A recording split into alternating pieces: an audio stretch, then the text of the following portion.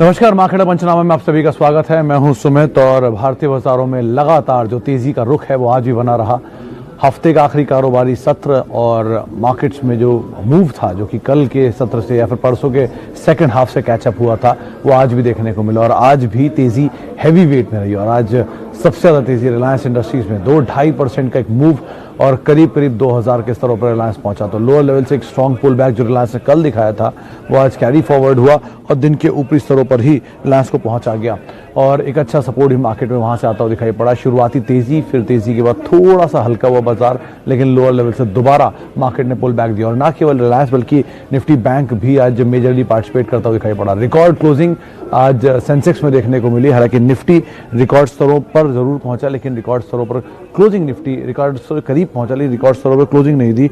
और उसके अलावा निफ्टी बैंक जो कि लोअर लेवल से एक अच्छी तेजी में है, वापस अपने हायर लेवल्स को रिज्यूम करता हुआ दिखाई पड़ रहा है। लेकिन आज के लिए जो रिकॉर्ड क्लोजिंग रही वो रही सेंसेक्स में। तो शानदार मूव मार्केट के अंदर देखने को मिला और आज भी जो बाइंग थी वो ब्रॉडर बेस्ड बाइंग थी, यानी कि मिड कैप स्मॉल कैप में जो तेजी का रुख था वो बना हुआ ही दिखाई पड़ रहा है। उसी के आधार पर ही मार्केट चलता हुआ दिखाई पड़ रहा है। तो फ्रंट लाइन इंडेक्स ही नहीं बल्कि मिड कैप स्मॉल कैप भी पार्टिसिपेट कर रहा है और एक अच्छी खासी तेजी कल के जो सत्र में मिड कैप स्मॉल कैप में आई थी वो आज भी एक्सटेंड होते हुए दिखाई पड़ रही है। सिलेक्टिव पॉकेट्स जो कि कामकाज कर रहे हैं। चलिए अब सवाल जवाब का सिलसिला शुरू कर लेते हैं। हमारे साथ जो पहला सवाल है वो है प्रशांत पांडे जी का टीवीएस मोटर्स पे। पांडे जी, कंपनी बुरी नहीं है, टीवीएस मोटर्स स्ट्रॉन्ग ग्रुप की है। साउथ की एक अच्छी प्रेजेंस है इनकी, ना केवल नॉर्दर्न मार्केट्स में बल्कि बाकी जो एशियन मार्केट्स हैं वहाँ पर भी इनका कुछ कामकाज जाता है। 3 व्हीलर में भी बहुत स्ट्रॉन्ग मार्जिन ये होल्ड करते हैं। कंपनी ग्रुप बुरा नहीं है, लेकिन बाकी दो लीडर के सामने यानी कि बजाज ऑटो, हीरो मोटोकॉर्प के सामने थर्ड नंबर पे पड़ते हैं। तो अगर आप बहुत ही लंबे टाइम के लिए जाना चाह रहे हो तो ऑब्वियसली बात है आपको लीडर के साथ ही रहना है, यानी कि हीरो मोटोकॉर्प के साथ ही रहना है। लेकिन हाँ, किसी फेयर टाइम पर कभी किसी अच्छे दाम पर ये नीचे मिल जाए तो आप ज़रूर इसको ले सकते हैं। अभी के लिए एटलीस्ट आप होल्ड ही कर सकते हैं, मोमेंटम में है। और अगर आप बहुत ही लंबा होराइजन देख रहे हैं तो ऑर्डर ऐसे ही रहेगा, हीरो, बजाज और फिर टीवीएस आप प्रेफर पिक के तौर पे इसको देख सकते हैं। चलिए आगे बढ़ते हैं। इंडिया मार्ट, अच्छा, कदम साहब का सवाल है कि इन्होंने इंडिया मार्ट के शेयर लिए हुए हैं 6200 पे, 30 शेयर है, लेकिन थोड़ा टेंस है क्योंकि हायर लेवल पे बाइंग है। देखिए सर, कदम साहब, एक बहुत क्रूशल चीज़ है इसमें। आप जिन कंपनीज़ की बात कर रहे हैं, इंडिया मार्ट की, एफएल इंडिया की, इस तरह की जो कंपनीज़ हैं, इनकी इक्विटी फ्लोट मार्केट में बहुत कम है, यानी बहुत छोटे नंबर ऑफ शेयर्स हैं इनके मार्केट में। तो बहुत ज़्यादा गुंजाइश होती नहीं है इनमें एकदम से सडन फॉल देखने की, अनटिल कोई बड़ा फंड इसमें ना स्टेक बेचे। तो इस तरह के शेयरों में फ्लोट कम होने की वजह से में मूवमेंट आमतौर पर तो रेंज बाउंड रहता है या तेज़ी आती है, लो वॉल्यूम रहते हैं, लेस ट्रेड होने वाली स्टॉक है। और अब रही बात आपके पर्टिकुलर इंडिया मार्ट की, तो इंडिया मार्ट ऐसी कंपनी बुरी नहीं है, परफॉर्मेंस वाइज भी स्टॉक ने अच्छा परफॉर्म किया है। आप नीचे के लेवल पे, अगर आप यहाँ पर थोड़ा आपको पैनिक लग रहा है, आपको नीचे के दाम पे मिल जाए, यहाँ से 1000 रुपये भी नीचे, 1500 रुपये नीचे, तो आप दोबारा एंट्री कर सकते हैं, कुछ और नई पोजीशन ले सकते हैं। वैसे कंपनी ठीक है, आप बने रह सकते हैं। ब्रोकर यहाँ पर काफ़ी बुलिश है, उनको लगता है कि तेज़ी देखने को मिल सकती है। आपके लिए भी रहा है कि आप थोड़ी समय यहाँ पर दे सकते हैं। अच्छा, आगे बढ़ते हैं। रिलायंस और खादिम,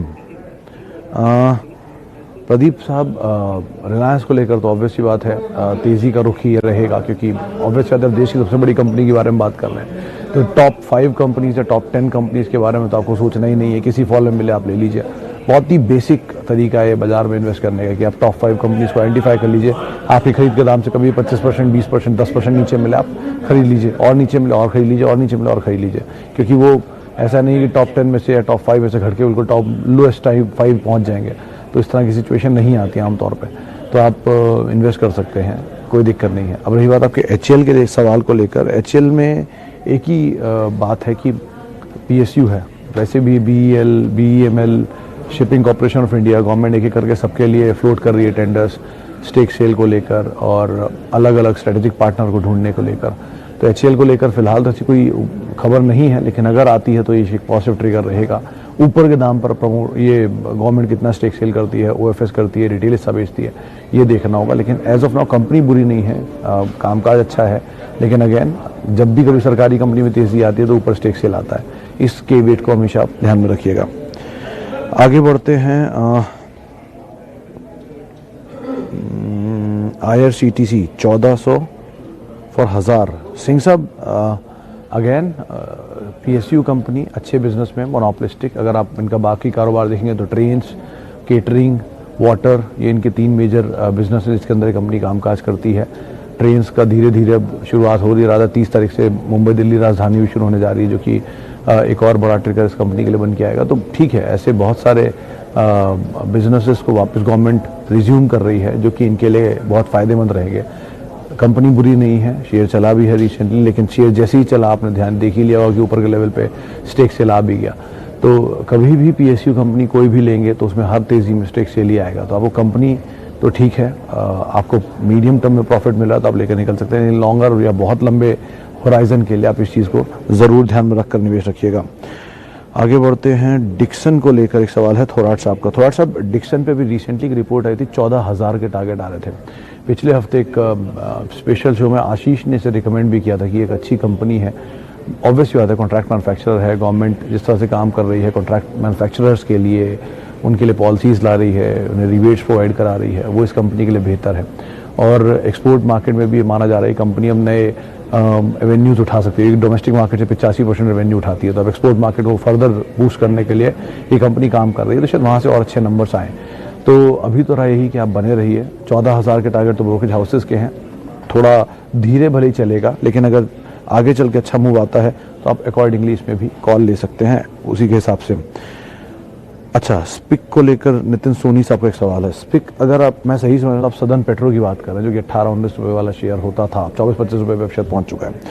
खैर, अगर ये वही है तो इस कंपनी के साथ बड़ी इंटरेस्टिंग चीज़ है। अगर आप देखेंगे इस कंपनी की होल्डिंग्स में, तो ये तमिलनाडु पेट्रो या ये बाकी जो इसके ग्रुप की कंपनी है, सदर्न पेट्रो ग्रुप की, उनमें इसका स्टेक है और स्टेक की वैल्यू भी काफ़ी है।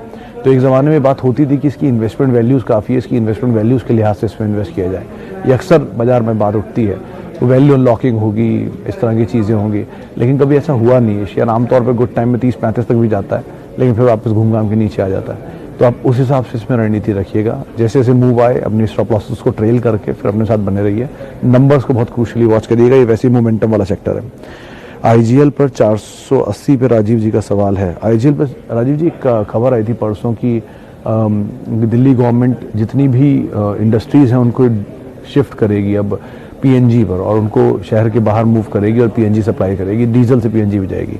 तो ये एक अच्छा फैसला है तमाम उन कंपनीज़ के लिए, पूरे सेक्टर के लिए रादर, क्योंकि डीजल मतलब ऑल्टरनेट फ्यूल वैसे भी एक बड़ी चीज़ है, और दिल्ली में पोल्यूशन काफ़ी ज़्यादा है, और दिल्ली में ही इन कंपनी की मेजर डोमिनेंस है IGL की। तो दिल्ली, मेरठ, नोएडा, हरियाणा, मतलब UP और हरियाणा, इन एरियाज़ में इस कंपनी की प्रेजेंस है, और जैसे धीरे धीरे बागपत और बाकी एरियाज़ में एक्सपैंड कर रही है, तो ऑब्वियसली वाले कंपनी के नंबर्स इंप्रूव होंगे। और अगर ये फैसला होता है तो अभी शायद ये करीब 5200 या 5600 इंडस्ट्रीज़ को सप्लाई करती है, जो कि माना जा रहा है 30 से 35% तक और बढ़ सकता है इस फैसले के बाद, या 50% तक भी बढ़ सकता है इस फैसले के बाद। तो ये फैसला भी सही है और कंपनी भी सही दिशा में है, आप बने रह सकते हैं। वैसे भी बड़ा अच्छा मूव दिखा चुका है, लेकिन अभी भी इसमें काफ़ी पोटेंशियल अपसाइड है। अच्छा स्टॉक है, अच्छी कंपनी है, आप बने रहिए, कोई दिक्कत नहीं। अच्छा, आगे बढ़ते हैं। इन्फोसिस होल्ड लिया सेल, मनीष डांग साहब का सवाल है। सर मनीष जी, आपके रेवेन्यू पे सब कुछ डिपेंड करता है। अगर आप जल्दी निकलना चाहते हैं मीडियम टर्म में या शॉर्ट टर्म में, तो आप निकल सकते हैं, प्रॉफिट है आपको। मीडियम टर्म में निकलना चाहते हैं तो नंबर्स आने वाले हैं, उन नंबर्स को भी ध्यान रखिएगा। करीब 13 जनवरी को कंपनी के नंबर्स आने वाले हैं, ये मीडियम टर्म हो गया। लॉन्ग टर्म में जेफरीज की कल एक रिपोर्ट आई थी, वो मानते हैं कि सेक्टर में सबसे अच्छी पिक है, बड़ा वेल्थ क्रिएटर रहा है पिछले 25 साल में, 1993 से लिस्ट हुआ था, और अभी भी ये माना जा रहा है कि इसमें एक बड़ी जूस बाकी है। तो आप तीनों ही तरह के होराइजन आपके सामने, आप उसके अकॉर्डिंग कॉल ले सकते हैं। वैसे कंपनी में कोई बुराई नहीं है, तो आप जानते ही हैं। और वैसे जो ये ऑर्डर मिला है कंपनी को कल परसों में, ये कंपनी के लिए बिगेस्ट एवर डील है, तो अगर उसका इम्पैक्ट आते आते कुछ तो असर होगा। ये इम्पैक्ट आएगा, अर्निंग बढ़ेगी, EPS बढ़ेगा, PE घटेगा, फिर दोबारा रीरेट होगा, फिर शेयर चलेगा, ऐसे करके चीज़ें वर्क करती हैं। आप उसको ध्यान में रख सकते हैं। 2 best stock for lifetime. Rajesh ji, अगर मैं 2 नहीं 5 दूं तो मेरे हिसाब से वो 5 स्टॉक होंगे top 5 companies of India: Reliance, TCS, HDFC bank, HUL, Infosys. अगर इन्फोसिस को आप हटाना चाहते हो तो HDFC लिमिटेड। एक हो गई बैंक, एक हो गया फाइनेंशियल, एक हो गई IT, एक हो गई oil and gas and telecom and retail diversified, 4, और 5वीं हो गई FMCG। तो सारे सेक्टर भी कवर हो गए और सारी कंपनियां भी टॉप हैं। इनमें आप कभी पूरी ज़िंदगी भी अगर देके जाएंगे किसी को तो भी कोई दिक्कत होनी नहीं चाहिए। बाकी अगले 50 साल का तो कहना काफ़ी मुश्किल है, लेकिन ये 5 फिलहाल तो ऐसी दिख रही है जिनमें बिल्कुल लीस्ट रिस्क प्रोबेबिलिटी, आप इनको देख सकते हैं। शिपिंग कॉर्पोरेशन ऑफ इंडिया 92 में 100। गुड्डू साहब आपने बहुत लेट एंटर किया है, 52-56 रुपये का शेयर चलते हुए अभी 92, 93, 98 पहुँच गया, राधा 100 रुपये की रेंज में आ गया। 3 डिजिट की बातचीत हम कर ही रहे हैं काफ़ी समय से, तेज़ी दिखा चुका है। आप अभी तो बने रहिए, कोई भी बजट के आसपास का मूव बड़ा आएगा स्टॉक में तो आप निकल जाइएगा, वो ज़्यादा बेटर रहेगा। अच्छा, मिसेस बेक्टर पे राजीव यादव साहब, जिनको अलॉट हुआ है ये स्टॉक उनके लिए तो बहुत अच्छा है, डबल हो गया उनका पैसा।